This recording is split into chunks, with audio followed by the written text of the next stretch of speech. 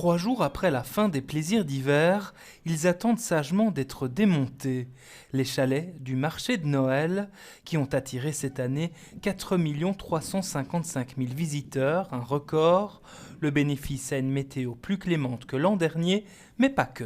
C'est vrai que ça nous aide. Alors parfois, s'il faisait trop chaud, ce qui est compliqué pour la patinoire, tout ça, mais c'est vrai qu'on a une météo agréable. Et surtout, le fait que chaque fois, on travaille ça depuis plus d'un an pour renouveler en même temps le concept, avoir les mêmes idées de base, mais que les gens aient encore envie de découvrir ce marché de Noël. Le public local, mais aussi international.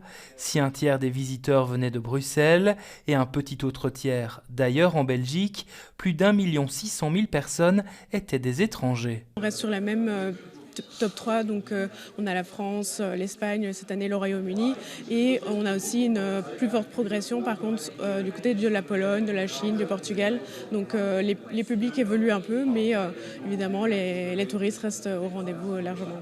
Des chiffres dévoilés aujourd'hui en conférence de presse, mais qui ont été récoltés tout au long des festivités grâce aux télécommunications. On travaille avec notre partenaire Proximus qui va aller analyser avec les antennes la fréquentation dans la zone de plaisir d'hiver. Donc c'est plusieurs antennes qui vont aller capter les téléphones dans la zone. Donc du coup on connaît la provenance, que ce soit international par pays, par province ou alors au niveau des communes par rapport à la région bruxelloise. De quoi permettre de mieux cibler ce qui est proposé d'année en année.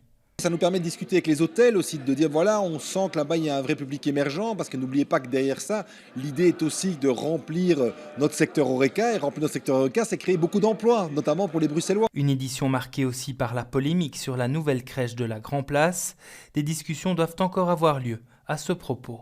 Maintenant, on va se remettre calmement autour de la table et on va trouver ce savant équilibre entre la tradition, mais aussi une certaine modernité, une certaine originalité, pour que les choses se passent bien et que tout le monde puisse s'y retrouver. Place à présent au démontage. Ici, le sapin n'a plus que la neige pour décorer ses branches avant le retour des prochains plaisirs d'hiver le 27 novembre 2026.